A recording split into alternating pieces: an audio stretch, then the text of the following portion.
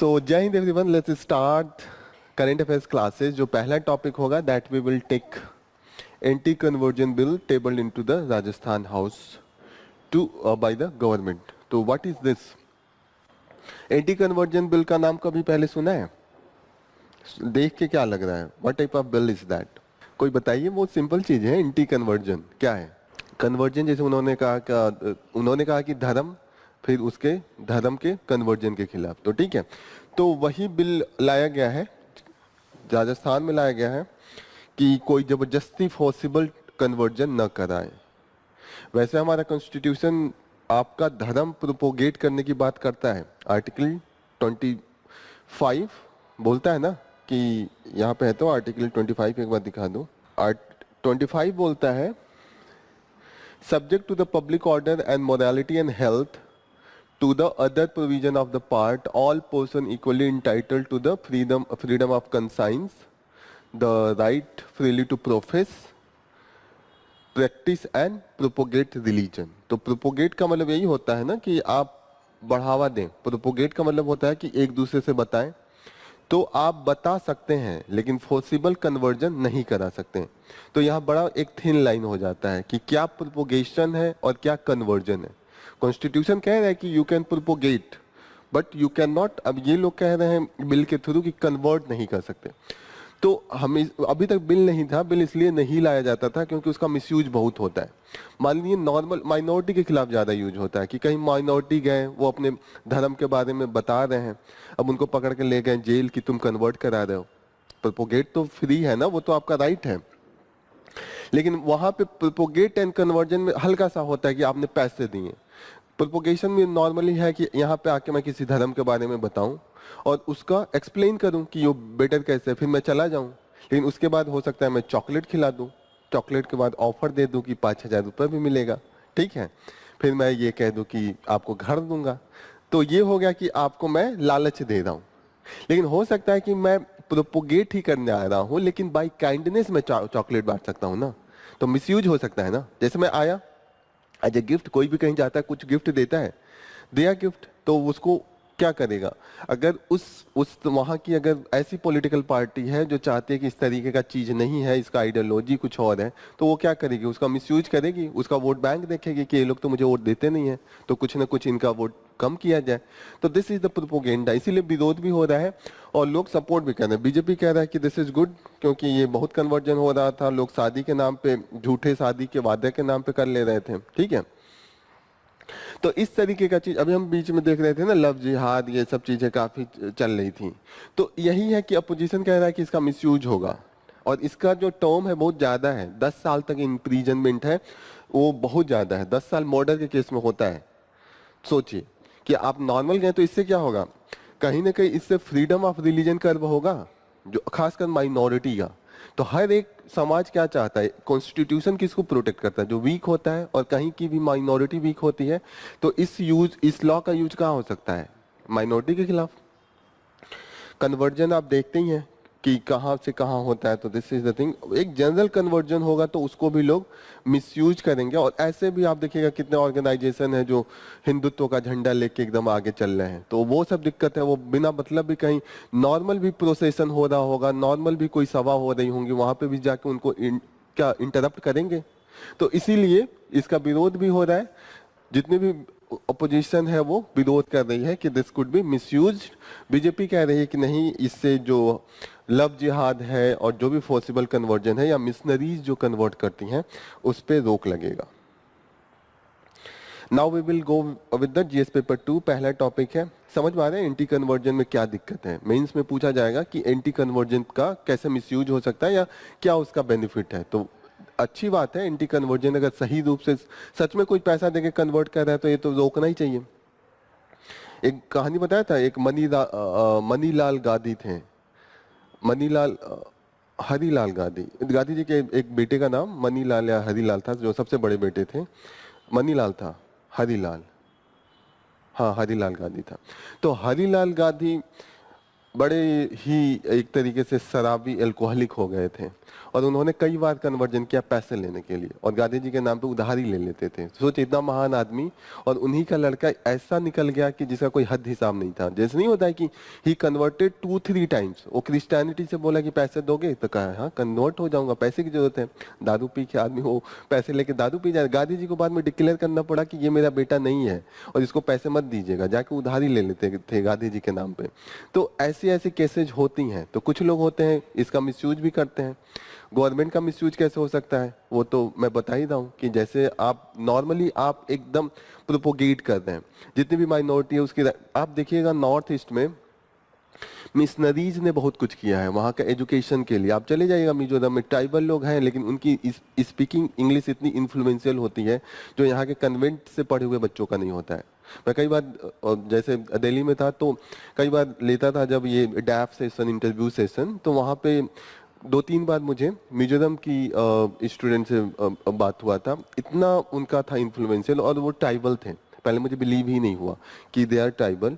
और तो रीजन मैंने पूछा तो वही उन्होंने बताया कि जो क्रिश्चियन मिशनरीज हैं वो एजुकेशन पे काफ़ी काम की हैं, एजुकेशन प्रमोट करती हैं, और उनके स्कूल्स एकदम दूर दराज के एरिया में जहाँ गवर्नमेंट छोटा सा प्राइमरी स्कूल भी नहीं बना पाता है, वहाँ प्रॉपर इंग्लिश मीडियम का स्कूल चलाते हैं। तो कहीं ना कहीं बेनिफिट हुआ है लोगों का। तो ये सब बेनिफिट रुक जाएगा कहीं ना कहीं। इक्वालिटी का तो काम कर रहे हैं। सोचिए ट्राइबल एरिया, उनको खाने की भी लालच पड़ती है, छोटे छोटे बीमारियों से लोग मर जाते हैं जहाँ पे व्यवस्था नहीं है। झारखंड का देख लीजिए, छत्तीसगढ़ में देख लीजिए, गोंड टाइप का क्या हाल है। तो इस तरीके से कहीं ना कहीं जो माइनॉरिटी मिशनरीज है उनका पॉजिटिव इम्पैक्ट भी है, निगेटिव भी इम्पैक्ट है, कल्चरल इम्पैक्ट जो भी हो। लेकिन कहीं ना कहीं जो चीज़ें हमें बेनिफिट करती थी, गवर्नमेंट का पैसा ही तो बच जाता था। स्कूल्स नहीं खोल पा रहे हैं तो कोई और खोल रहा है, तो ये सब चीज़ों का निगेटिव इम्पैक्ट पड़ेगा। First news is the amid global tumult rupees breach 86 against the dollar. तो हम लोग एक दिन डिस्कस किए थे कि रुपीज के डिक्रीज करने से अगर क्या होता है, रुपीज की वैल्यू डिक्रीज करती है, क्या इंपैक्ट पड़ता है। एक दिन तो बहुत डिटेल में डिस्कस किया था, कुछ याद है मैंने क्या बताया था? हाँ क्या बताया था बताओ? ट्रेड बढ़ेगा। ट्रेड में क्या बढ़ेगा? ट्रेड में 2 चीज होता है, इंपोर्ट एंड एक्सपोर्ट। आप भी थे क्लास में, बताइए। बाहर के लोग खरीदेंगे, क्यों? सस्ता कैसे मिलेगा? पैसे उनको ज्यादा मिलेंगे, रेट तो सेम रहेगा लेकिन उनको सस्ता लगने लगेगा। जो उनको $1 दे के पहले 85 रुपए मिलता था, अब 87 रुपए मिलेगा, 2 रुपए ज्यादा मिल रहा है ना। तो कहीं ना कहीं वो 2 रुपए का यूज करेंगे तो ज्यादा खरीदेंगे। लेकिन दिक्कत ये है कि हमको भी ट्रेड में क्या होता है कि जब हमें पेट्रोल खरीदना होता है या डीजल खरीदना होता है, क्रूड ऑयल, तो हमें पैसे दे के डॉलर लेना होता है। तो हम अब ज्यादा देंगे ना। जो $100 के लिए मैं 85 रुपए देता था, 85 नहीं, $1 का है ना, तो 85 100 देता था, अब 8700 दूंगा, 200 रुपए ज्यादा दे रहा हूँ। तो हमारा इंपोर्ट का भी तो बढ़ा।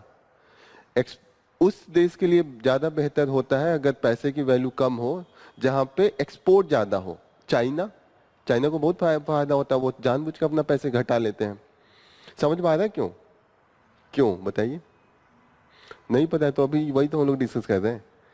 अच्छा, एक दिन क्लास में ये बहुत डिटेल में डिस्कस किया था। बहुत सिंपल सी चीज है। जैसे मानिए डॉलर का $1 देने पे मुझे 50 रुपए मिल रहा था। समझाने के लिए मैं वैल्यू थोड़ा सा कम ले रहा हूँ, ठीक है।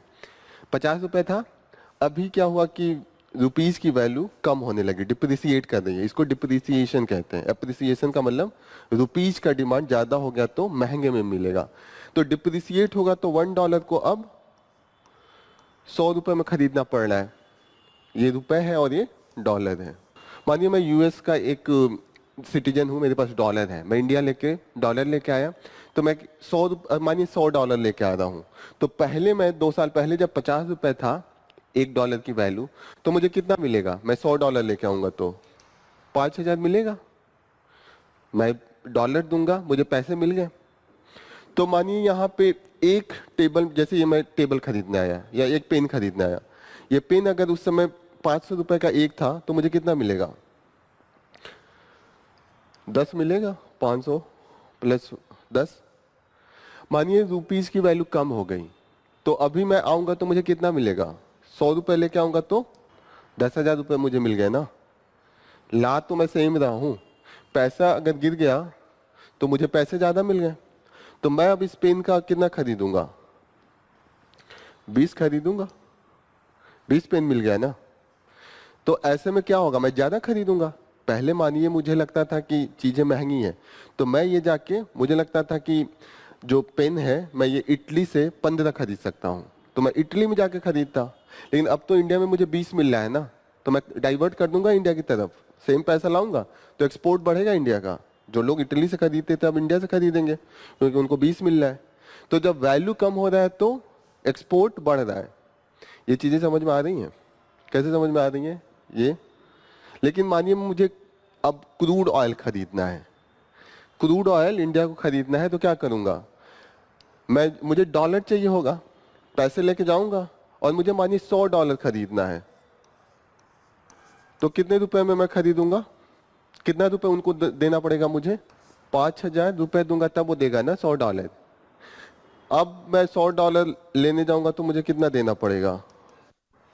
10,000 देना पड़ेगा। तो इंडिया के लिए महंगा नहीं पड़ रहा है?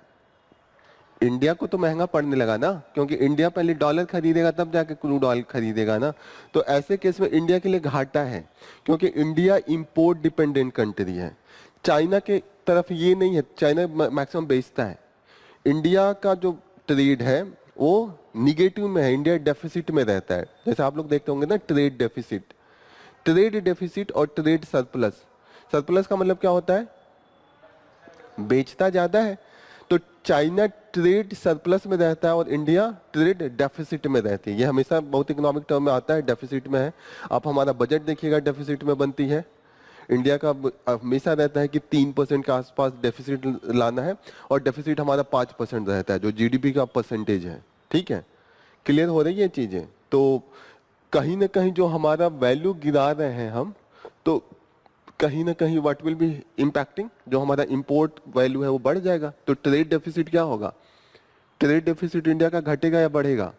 इंडिया का ट्रेड डेफिसिट घटेगा या बढ़ेगा? पैसा का वैल्यू गिर रहा है तो ट्रेड डेफिसिट घटेगा। ट्रेड डेफिसिट का मतलब मैंने क्या बताया? ट्रेड डेफिसिट का मतलब आपका इंपोर्ट ज्यादा है, एक्सपोर्ट कम है, यही है ना ट्रेड डेफिसिट। अगर आपका एक्सपोर्ट ज्यादा है तो क्या होगा? ट्रेड सरप्लस होगा। दो वैल्यू मैं समझा रहा हूँ इकोनॉमिक टर्म्स, एक बता रहा हूँ ट्रेड डेफिसिट, एक बता रहा हूँ ट्रेड सरप्लस। ट्रेड डेफिसिट क्या होता है? सिंपल सी बात है, आपके घर में भी तो डेफिसिट आता होगा जब आपकी घर की आमदनी कम होती होगी, खर्चा ज्यादा होगा। जैसे आपके घर का मानिए सैलरी आ रहा 20,000 और आप लोग खर्च कर रहे हैं 25,000, तो 5,000 तो डेफिसिट में है आपका घर। वो कैसे चलता है? बारोइंग से चलता है, उधारी लेके इधर उधर यही चलाते हैं। तो घर में जैसे होता है वैसे देश का भी होता है।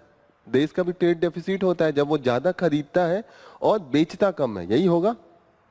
इंडिया का नॉर्मल क्या रहता है? ट्रेड डेफिसिट रहता है, क्योंकि हम खरीदते ज्यादा है, बेचते कम है। और ट्रेड डेफिसिट का मेन रीजन क्या होता है?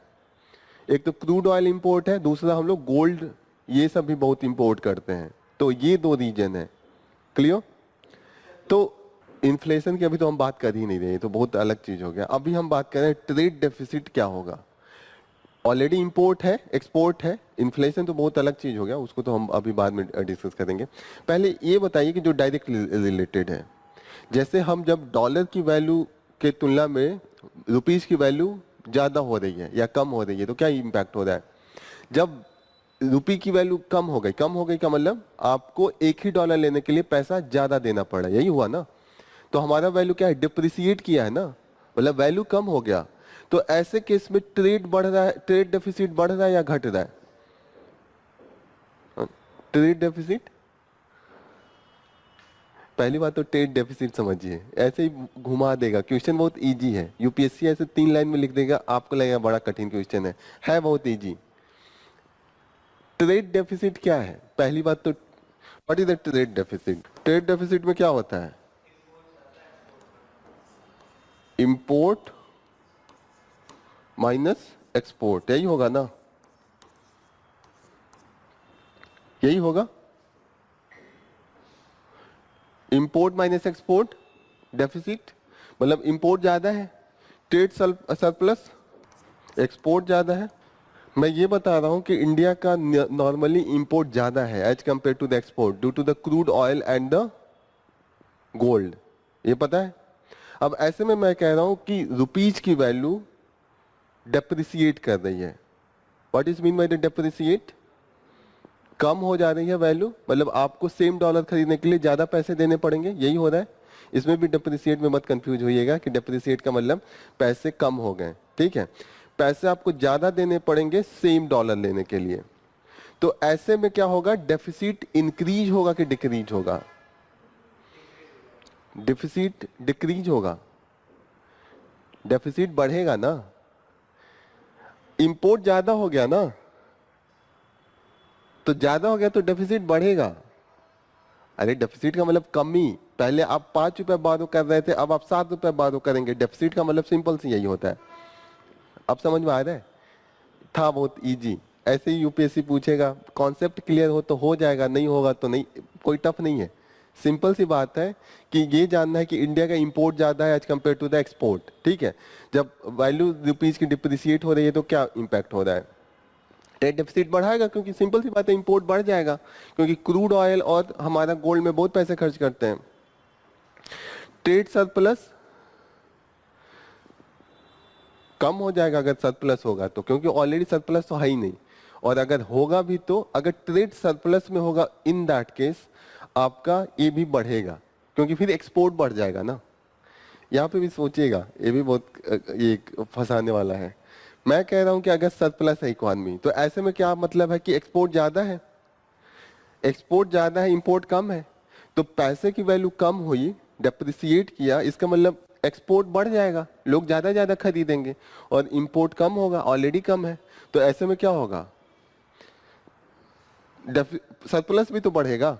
जब ये ज्यादा बढ़ रहा है as compared to the import, तो ओवरऑल जो सरप्लस है वो बढ़ जाएगा। क्लियर हो रही है विनर? समझ में आया? समझ में आया?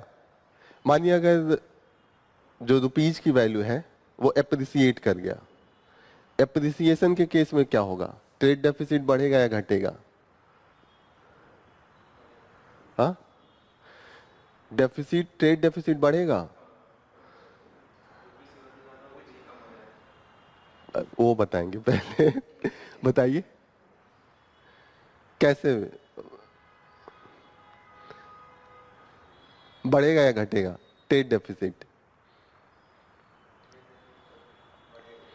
बढ़ेगा। कैसे?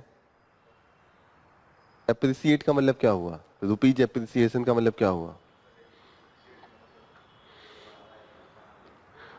प्रोत्साहन तो नहीं है। एप्रिसिएट का मतलब डॉलर खरीदने के लिए आपको पैसे कम देने पड़ रहे हैं, जो आपको 85 देने पड़ रहे हैं वो आपको 80 देने पड़ेंगे, यही है ना।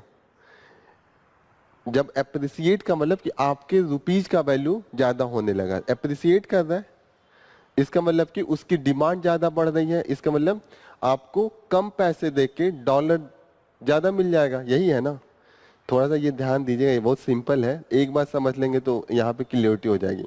अगर आपका एप्रिसिएट कर रहा है, इन दैट केस इंपोर्ट क्या होगा, घटेगा या बढ़ेगा? हम्म, कम हो जाएगा ना, क्योंकि वो अमेरिकन आएगा, उसको तो अब कम मिलेगा ना। वो जब पैसे देगा तो उसको कम पैसे मिलेगा, पहले 50 मिलते थे, अब 25 रुपए मिलेंगे, मिलेंगे ना कम। तो वो सेम पेन को आधा खरीदेगा, तो फिर इटली जाएगा। तो ऐसे में क्या होगा, इंपोर्ट बढ़ेगा और एक्सपोर्ट कम होगा, सिंपल सी बात है, ठीक है। चलिए, यही है। यूपीएससी क्या करता है, इसी को घुमा के पूछेगा कि इतना रुपए था, ये कम हो गया, फिर आपको लगा दे बहुत ज्यादा घुमा लिया। सिंपल सी बात है, आपको कहाँ से कहाँ वो करना है। आप अभी जैसे कह रहे थे इन्फ्लेशन और डिफ्लेशन, वो अलग बात है। इन्फ्लेशन को ऐसे कनेक्ट करेंगे कि मानिए जब डिप्रिसिएट हो रहा है पैसा, डिप्रिसिएट हो रहा है तो फॉरेनर ज्यादा आ रहा है पैसा लेके, सामान उतना ही है। तो जब अगर सामान उतना ही है, डिमांड बढ़ जाए, तो उस कंडीशन में क्या होता है, इन्फ्लेशन बढ़ेगा। वो दुकानदार बढ़ा देगा ना, जो ये बेच रहा था 500 में कहेगा 550 रुपए। नॉर्मल होता है, आप लोग सब्जी की दुकान पे जाते होंगे, जब मटर का टाइम अब जाएगा तो अब क्या होगा, डिमांड लोगों का बढ़ेगा और सप्लाई कम हो रही है। तो ऐसे में क्या होगा कि नॉर्मली आप देखते होंगे, मानिए छठ का टाइम आया तो वहां पे गन्ना जो बेचते हैं क्या होता है, डिमांड बढ़ जाता है, तो उससे आप यहाँ पे जोड़ सकते हैं, तो इन्फ्लेशन बढ़ेगा। तो जब रुपीज की वैल्यू डेप्रिसिएट हो रही है तो इन्फ्लेशन बढ़ रहा है। समझ में आ रहा है कैसे?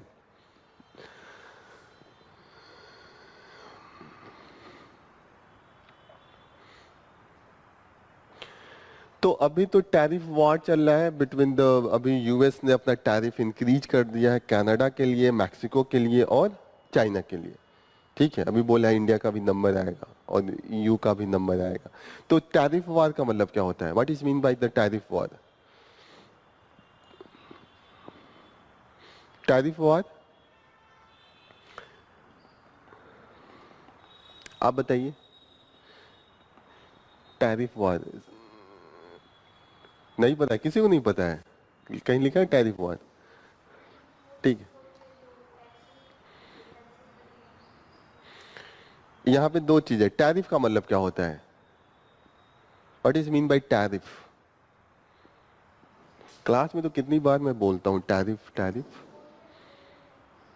यस, टैक्सेशन होता है इंपोर्ट एक्सपोर्ट पे। टैरिफ का मतलब टैक्स होता है, ठीक है। और टैरिफ वार का मतलब टैक्स वार हो गया। दो देश है, एक बढ़ा दे रहा है आपके लिए इंपोर्ट के लिए, दूसरा आपके लिए बढ़ा रहा है, तो ऐसे क्या होगा, एक दूसरे का बढ़ाते जाएंगे। युद्ध में यही होता है ना, क्विड प्रो को आपने हम पे अटैक किया, हम आप पे अटैक कर रहे हैं। अब यूएस ने 20% उन पे बढ़ाया तो मैक्सिको पलट के उन पे बढ़ा देगा, फिर बढ़ते ही जाएगा टैरिफ। तो इसका मतलब टैक्स होता है। टैरिफ का मतलब टैक्स होता है, और टैरिफ वार का मतलब एक दूसरे कंट्री एक दूसरे के सामानों पे जो टैरिफ लगाते थे वो बढ़ाते जाए, यही होगा टैरिफ वार। तो ऐसे में क्या होगा, उनको लगेगा कि अब टैरिफ बढ़ा दिया तो हमारे लोगों का जो प्रोडक्ट होगा वो ज्यादा महंगा बिकेगा, यही इसीलिए टैरिफ लगाते हैं और उनकी सप्लाई कम हो जाएगी।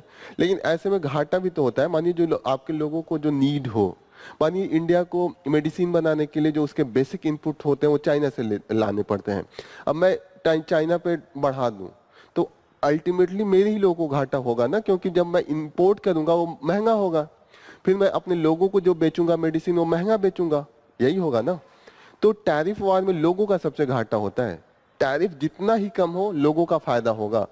लेकिन इन द केस, जैसे कई बार इंडिया कहता है कि अपने हम जो नए नए इंडस्ट्री जो बढ़ रहे हैं, मानिए एमएसएमईज है, वो कैसे ग्रो करेंगे अगर चाइना से ही, अगर मानिए हमारे देश के में खिलौना बन रहा है और जो बना रहा है फैक्ट्री वाला उसका इनपुट कॉस्ट ही 100 रुपए का पड़ रहा है, तो वो बेचेगा 110 120 में, ऐसे बेचेगा। मानिए चाइना से लाके उसका इनपुट कॉस्ट 50 में बना ले रहा है, 70 में बेच रहा है, तो कोई भी खिलौना किसका खरीदेगा? चाइना का खरीदेगा। लेकिन इससे इंडिया को ये घाटा है कि यहाँ पे जो जॉब, फैक्ट्री बंद होगी, जब उसका बिकेगा नहीं तो कितने दिन चलाएगा, कुछ दिन बाद बंद करेगा, तो उसके फैक्ट्री में कुछ लोग काम करते होंगे, जॉब गई उनकी, तो जॉब क्रिएशन नहीं हो पाएगा। तो दोनों चीजें होती है, आपको जॉब भी प्रोटेक्ट करना होता है, तो आप अपने इंडस्ट्री को प्रोटेक्ट करते हैं बाय द टैरिफ। दूसरा होता है कि आपके जो लोग हैं उनको महंगा सामान न खरीदना पड़े, तो इसलिए इतना भी टैरिफ नहीं लगाते हैं कि जो इंपोर्ट हो बहुत महंगा पड़ जाए। तो इसीलिए हम लोग इतना टैरिफ लगाते हैं कि जो महंगाई हो यहाँ का जो इंडस्ट्री उसके आसपास रहे, यही हमारा मेन एम होता है। तो ये tariff is good as well as tariff जो होता है किसी इंपोर्ट या एक्सपोर्ट ड्यूटी पे लगाना, वो घाटे का भी सौदा होता है उसी देश के लिए। तो हमेशा जो टैरिफ होना चाहिए वो बैलेंस्ड होना चाहिए। समझ में आ रही है? टैरिफ वार समझ में आया? व्हाट इज द टैरिफ वार? तो इस समय ग्लोबल लेवल पे ट्रंप जब से आए हैं तब से एक तरीके से टैरिफ वॉर स्टार्ट हो गया, क्योंकि उन्होंने आते ही टैरिफ इंक्रीज कर दिया। उन्होंने इलेक्शन में प्रॉमिस किया था कि यहाँ के लोगों का जॉब चला जा रहा है, क्योंकि मैक्सिमम फैक्ट्री इस समय शिफ्ट होकर चाइना में जा रही हैं और चाइना से वो लोग इंपोर्ट करते हैं। तो ट्रंप का कहना है कि हम टैरिफ बढ़ा देंगे, या तो आपको प्रोड्यूस करना है तो चाइना यूएस में ही आके कीजिए, वरना आपको टैरिफ ज्यादा देना पड़ेगा। क्लियर हो रही है ये चीजें?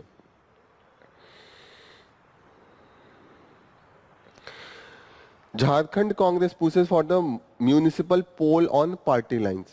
What is the municipal polls?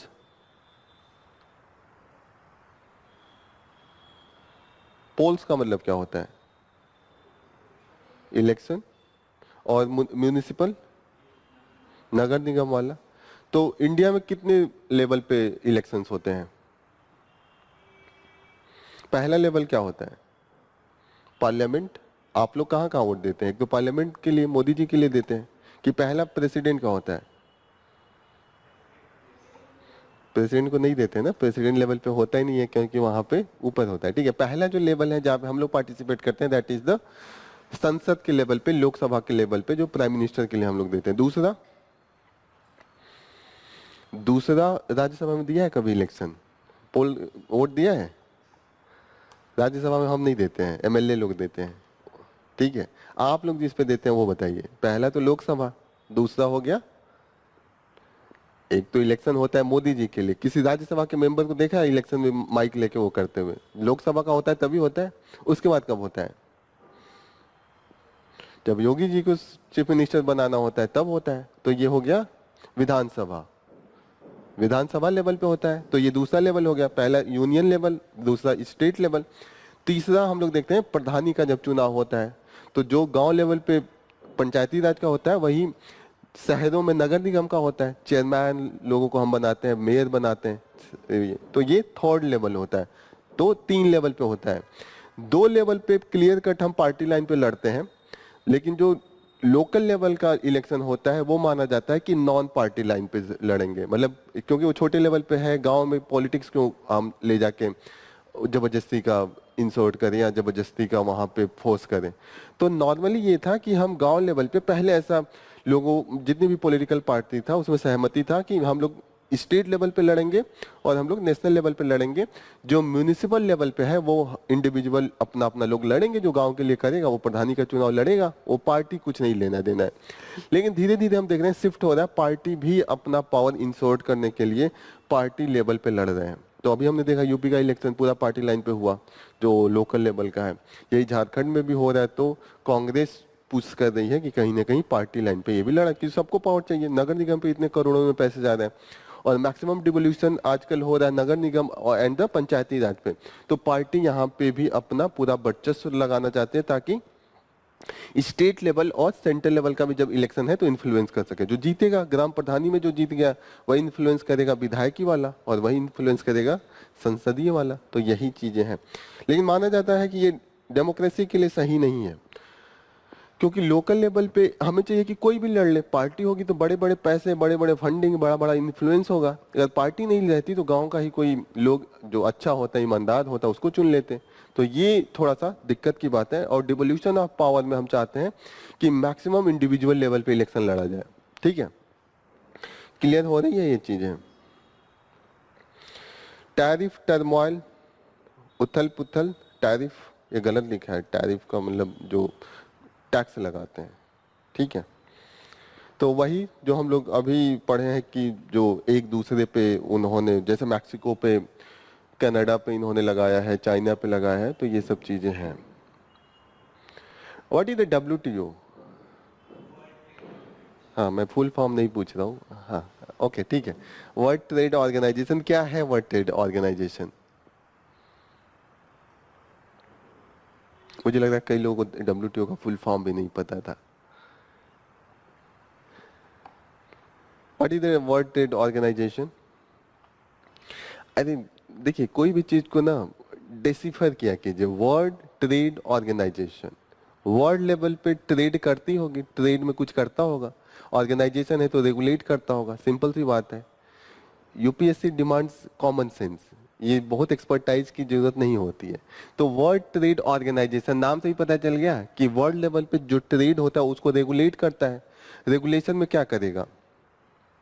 कोई ऑर्गेनाइजेशन अगर वर्ल्ड लेवल पे ट्रेड है तो रेगुलेट करेगा तो क्या करेगा?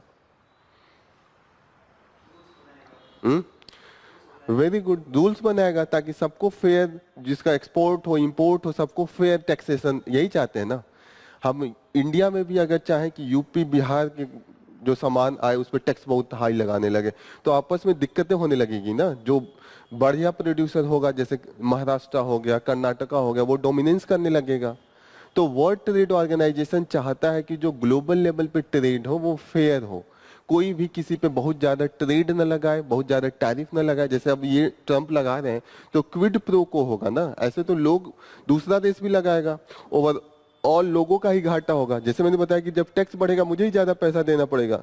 एक दो स्टेट्स आपस में लड़ने लगे, महाराष्ट्र यूपी के, अगर किसी प्रोडक्ट पे टैक्स लगाने लगे तो बाद में देना तो टैक्स हम ही आपको है ना। अगर महाराष्ट्र से मानिए कुछ आता हो, मानिए प्याज महाराष्ट्र से आता है, तो प्याज का रेट क्या करेगा, यूपी अगर ज्यादा लगाएगा तो टैक्स बढ़ेगा। प्याज तो 20 रुपए में लगा मिलता है, अगर उस पर 10% और ज्यादा टैक्स लगा दिया तो 2 रुपए प्याज का रेट बढ़ेगा। वो दुकानदार तो अपने पॉकेट से करेगा नहीं, जो टैक्स ऐड होगा वो जोड़ के अपने कस्टमर से लेगा, तो 22 हो गया। तो कहीं ना कहीं जब दुनिया में देशें आपस में ट्रेड वार करने लगती हैं तो अल्टीमेट घाटा लोगों को ही होता है, ठीक है। और जो सबसे ज्यादा घाटा उनको होगा जो गरीब कंट्री के लोग होते हैं, जहाँ पे प्रोडक्शन नहीं होता है, जैसे अफ्रीका हो गया, एशिया के कंट्रीज हो गए, इंडिया, पाकिस्तान, अफगानिस्तान, नेपाल, यहाँ पे लोग ट्रेड करते हैं, मैक्सिमम आता है इंपोर्ट, तो हमें ही जरूरत है, जो जरूरतमंद है उसको ही। अब यूपी महाराष्ट्र में लड़ाई होने लगे तो कौन ज्यादा डोमिनेट पड़ेगा, महाराष्ट्र, क्योंकि वहां पे इंफ्रास्ट्रक्चर ज्यादा बेटर है, पोर्ट के पास है, तो वो उनका भी एक फायदा है। तो दीज आर द थिंग, समझ में आ रहा है what is the WTO and how it's ensure the fair trade across the globe, ठीक है। तो यही यहाँ पे डिस्कशन हुआ है कि इससे WTO का जो रूल है वही ही वायलेट होगा ओवरऑल। WTO भी टोटली डिपेंडेंसी WTO की US पे है, तो कुछ कर भी नहीं सकते हैं। Manipur Congress apprises governor of the Biren threat against the no trust motion. What is the no trust motion? No confidence motion. कभी नाम सुना है? ये आज तक नाम ही नहीं सुना। अरे बहुत रहता है नो कॉन्फिडेंस मोशन, आज तक नाम नहीं सुना है। अरे हमेशा आता है कि गवर्नमेंट गिराने के लिए नो कॉन्फिडेंस मोशन पेश किया जाता है। जैसे नहीं होता है कि बीच में जब अटल बिहारी की गवर्नमेंट होती थी तो अक्सर लोग कहते थे कि ये अटल जी का गवर्नमेंट एक वोट से गिरा दिया था, तो वो no confidence motion, Modi ji के खिलाफ भी तो नो कॉन्फिडेंस मोशन हमेशा हर साल का कोई ना कोई निकालता है। नो कॉन्फिडेंस मोशन का मतलब सिंपल सी होता है कि आपको गवर्नमेंट बनाने के लिए क्या चाहिए होगा, मेजॉरिटी। मेजॉरिटी को ही कहा जाता है कि कॉन्फिडेंस मोशन। आप मेजॉरिटी है ये कैसे आप दिखाएंगे, आपको पार्लियामेंट में शो करना होगा ना कि मेरे पास 272, 270, 280 जो भी है, जो कट ऑफ मार्क है, जो मेजॉरिटी है उसको क्रॉस किया है। तो अगर मानिए बीच में गवर्नमेंट कुछ ऐसा करते हैं कि उसके एलाइड दुखी हो गए या नाखुश हो गए तो क्या होगा, वो डिफेक्ट कर सकते हैं एक पार्टी से दूसरे पार्टी में। जेडीयू, नीतीश कुमार बहुत फेमस है आजकल उसके लिए, इधर से इधर पलटी मारने के लिए, ठीक है। तो ऐसे में क्या होगा कि जो पार्टी अपोजिशन में रहेगी वो कहेगी ना अब प्रूफ कीजिए, पहले तो आपके पास सपोर्ट था, मानिए शिवसेना का सपोर्ट है बीजेपी के पास, बीजेपी का ओवरऑल सीट कितना है, 240 था। अभी इनका गवर्नमेंट किससे किससे बना है, शिवसेना का सपोर्ट है और जेडीयू का सपोर्ट है। मानिए जेडीयू और शिवसेना अपना सपोर्ट खींच लिए तो कितना बचा इनके पास, 240। एज पर द रूल्स, जो कॉन्स्टिट्यूशन है वही गवर्नमेंट चला सकता है जिसके पास मेजॉरिटी हो, यही है सिंपल सी बात। तो ये प्रूफ करने के लिए कि आपके पास अभी भी मेजॉरिटी है, वो confidence motion and no confidence motion दिखाया जाता है कि अब इस गवर्नमेंट में हमारा कॉन्फिडेंस नहीं रहा, इस गवर्नमेंट को प्रूफ करके दिखाना पड़ेगा कि इनके पास मेजॉरिटी है। क्लियर हो रही है ये चीजें। तो ये कहाँ पे होगी, लेजिस्लेचर में, यूनियन लेवल पे लोकसभा में होता है क्योंकि गवर्नमेंट वहीं गिराई जाएगी, और स्टेट लेवल पे विधानसभा में होगा, विधान परिषद में नहीं होगा, क्योंकि गवर्नमेंट बनाने के लिए आपको मेजॉरिटी कहाँ प्रूफ करना होता है, लोकसभा में ही होता है, राज्यसभा में थोड़ी प्रूफ करना होता है कि आपके पास गवर्नमेंट है। राज्यसभा तो परमानेंट मेंबर है, वो बॉडी है, क्लियर है। राज्यसभा परमानेंट बॉडी है, कितने को पता है परमानेंट बॉडी का मतलब क्या होता है, बताइए समझ, परमानेंट बॉडी का मतलब,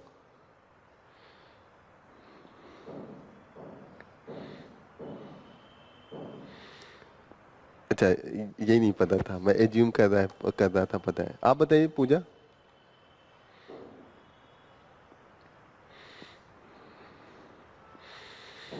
जो कभी मरे नहीं ये भी बात सही है, नहीं नहीं क्या, जो कभी मरे नहीं, डिजॉल्व नहीं होता है राज्यसभा। राज्यसभा कभी भी वहां पे ऐसा नहीं होगा कि राज्यसभा के सारे मेंबर एक साथ अपना रिजाइन दे दें, इस्तीफा दे दें या मेंबर नहीं रहे। उनके हमेशा 1/3 रिजाइन देते हैं या रिटायर होते हैं, 1/3 जाते हैं। तो राज्यसभा में हमेशा ही वो बॉडी चलती है। मतलब लोकसभा में है कि मोदी जी का गवर्नमेंट अब 5 साल पूरा हो गया, सब के सब बाहर हो गए गवर्नमेंट से और फिर से इलेक्शन होता है। राज्यसभा में एक बार पूरे राज्यसभा का इलेक्शन नहीं होता है, वो हम लोग पढ़ेंगे जब पार्लियामेंट पढ़ेंगे तो इसीलिए उसको परमानेंट बॉडी कहा जाता है।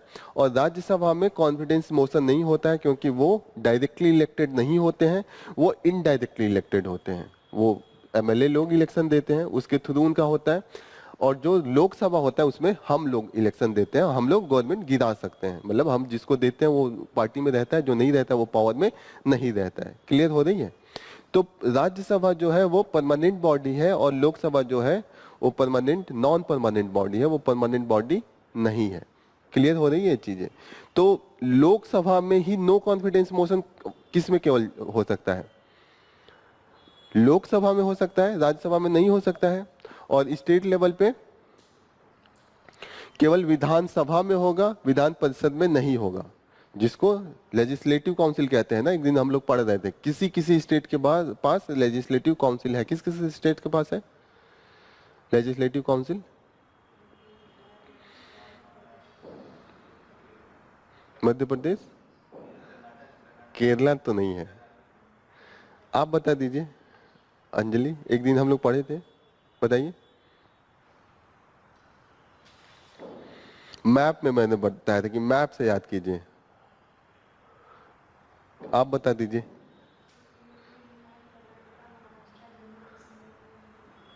जम्मू एंड कश्मीर कहाँ से ला दिया? जम्मू एंड कश्मीर में पहले था, अब नहीं है।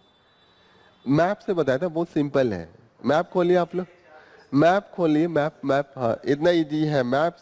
हर चीज ना मैप से पढ़ना सीखे आप लोग। खोलिए मैप, ओपन। मैं भी मैप खोल के दिखाई दूं। कोई भी चीज ना मैप से पढ़ेंगे तो याद करने की जरूरत नहीं पड़ेगी। अब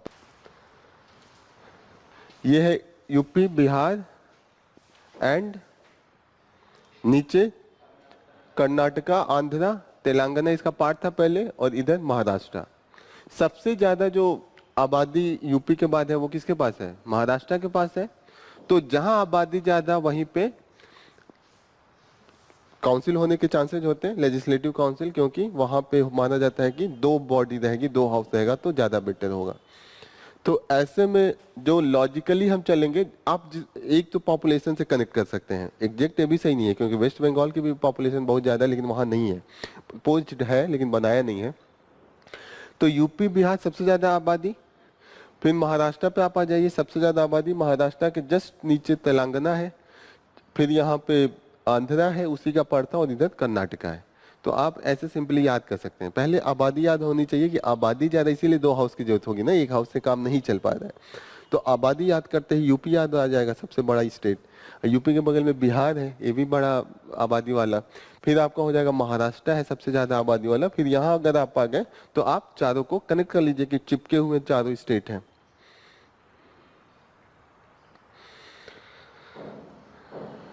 नो कॉन्फिडेंस मोशन का मतलब समझ में आ गया ना, इसी को नो ट्रस्ट मोशन भी कहते हैं। ये मोशन पास होता है लोकसभा में, उसके बाद या राज्य, ये जो हमारा विधान सभा है, और उसके बाद अगर वो पास हो जाता है सिंपल मेजोरिटी से भी तो वो गवर्नमेंट गिर जाती है। पूरी काउंसिल ऑफ मिनिस्ट्री को आप दोबारा हटा देते हैं, और उसके बाद आप अल्टरनेटिव ढूंढते हैं कि कौन प्रूफ कर दे, और इन द केस कोई प्रूफ नहीं कर पाता है तो दोबारा इलेक्शन होता है। ये प्रोसेस है।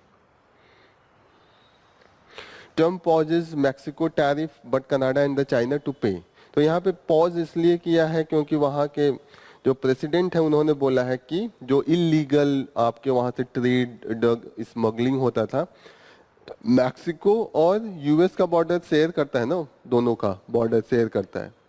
देख ये पता है कि नहीं? मैक्सिको एंड यूएस बॉर्डर आपस में शेयर करता है। यूएस 2 देश के साथ अपना बॉर्डर शेयर करता है, किसके किसके साथ? ये तो बहुत सिंपल है। यूएस का मैप नहीं देखा है? हाँ, किसके किसके साथ शेयर करता है? अभी एक दिन कल ही परसों बोल रहा था, एक तो मैं बता ही दिया। और एक अभी उस दिन बता रहा था कि सबसे बड़ा लेक कौन है, फ्रेश वाटर लेक। सबसे बड़ा फ्रेश वाटर लेक क्या बताया था अभी, परसों नरसों एक दिन बताया था, जिस दिन भी लेक सुपीरियर। तो किससे किससे बॉर्डर वो शेयर कर रहा था, मैप खोला था, बताया था आधा इसमें है आधा उसमें है, किसमें था। घर पे जाके रिवाइज एकदम नहीं करते, कोई नहीं बता पा रहा है। उस दिन उस पे मैं 10 मिनट डिस्कस किया था, मैप भी दिखाया था। मैप दिखाने का कोई फायदा नहीं है। क्लास में ध्यान से आप लोग देखते हैं कि नहीं, इतना मैं चिल्ला चिल्ला के बताता हूँ, किसी को नहीं याद है, 7 लोग। ये दिखाया था उस दिन, सुपीरियर लेक यहाँ पे था, ये लेक सुपीरियर था, ऊपर कनाडा लिखा है बड़ा बड़ा, नीचे यूएस और उसके नीचे मैक्सिको। ये दो ही देश के साथ तो इनका बॉर्डर है। और इतना ट्रम्प पूरे इलेक्शन में चिल्लाए हैं कि जिस दिन मेरा ये प्रेसिडेंट बना उसी दिन मैं पूरा बॉर्डर सील करवा दूंगा। जैसे हम लोग भी तो चिल्लाते रहते हैं कि पूरा बांग्लादेश, पूरा म्यांमार का बॉर्डर सील करवाएंगे, क्योंकि सारा हमारा दिक्कत उन्हीं के कारण है। हम सब परफेक्ट हैं, लेकिन दिक्कत कहाँ से आता है, बाहर से आता है। ठीक है, तो ये भी बता देते हैं यूएस एकदम परफेक्ट है, सारा दिक्कत मैक्सिको से आ रहा है। जिस दिन बॉर्डर अगर लगा दिया उस दिन यहाँ पे सब कुछ सॉल्व हो जाएगा, ऐसा उनका मानना है। ठीक है, तो हमेशा ब्लेम करने के लिए कोई ना कोई कंट्री तो होना चाहिए। यहाँ यहाँ सबसे पहले इन्होंने ट्रेड बैरियर लगाया, क्योंकि उनको लगता है कि यहाँ से इलीगल एक्टिविटीज ज्यादा होती हैं। दूसरी चीज है कि वहां से सामान ज्यादा आता है और उनका सामान इसीलिए बिक नहीं रहा है। This is the reason. मतलब कनाडा तो पता होना, यूएस का बॉर्डर नहीं पता है। कनाडा, पूरा कनाडा इंडिया वालों से भरा है। पंजाब में बस चलता है चंडीगढ़ टू कनाडा, वहां से लोग डायरेक्ट कनाडा जाते हैं, वो ले जाते हैं एयरपोर्ट पे, चंडीगढ़ एयरपोर्ट पे, लेकिन लिखा होता है कि कनाडा। इतना लोग जाते हैं कि कनाडा को का जिसको पकड़ना है तो पूरा पंजाब से पटियाला टू कनाडा, मतलब जाएंगे एयरपोर्ट पे, पर लिखा होता है कि कनाडा। उनको पता होता है कि यहाँ से लोग कनाडा जाएंगे। कनाडा के जो काउंसिल ऑफ मिनिस्टर उसमें 4 इंडियन हैं। जो काउंसिल ऑफ मिनिस्ट्री है ना, वहाँ का डिफेंस मिनिस्टर अभी इंडियन ही है।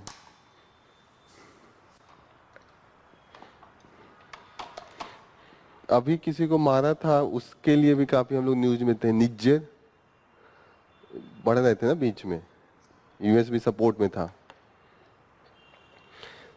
रिवाइज कीजिए, आप लोग रिवाइज नहीं कर रहे हैं घर पे जाके, बस ऐसे स्क्रॉल कर लीजिए आप लोग, 10 मिनट लगेगा स्क्रॉल करने का। मतलब जैसे ऐसे खोलना, फिर ऐसे जहाँ जहाँ हेडिंग है पिक्चर उक्चर देख लिया, तो भी चीजें दिमाग में रह जाएंगी। मुझे लग रहा है आप लोग खोलते ही नहीं है। पीडीएफ कितने लोग डाउनलोड करते हैं डेली बेसिस पे? अच्छा, डाउनलोड करके स्क्रॉल करते हैं ऐसे कि अच्छा इस न्यूज में ये था, ये पढ़ा था, ऐसे होता है? तो फिर क्यों नहीं आंसर आता है? क्लास में तो डिस्कस किया है जितनी भी चीजें मैं पूछ रहा हूँ। ये वाला न्यूज है कि इन्होंने ट्रम्प ने ये भी बोला है कि आने वाले टाइम में ईयू का नंबर है टैरिफ के लिए। तो अब ये लोग उनको बहला रहे हैं कि ऐसे तो चाइना खुश होगा, आप मत लगाइए। जैसे नहीं होता दो दोस्तों में वो हो जाए तो अरे तुम्हारा दुश्मन खुश होगा, इससे अच्छा तुम मुझसे दुश्मनी मत करो, इस टाइप का यहाँ पे ये चल रहा है।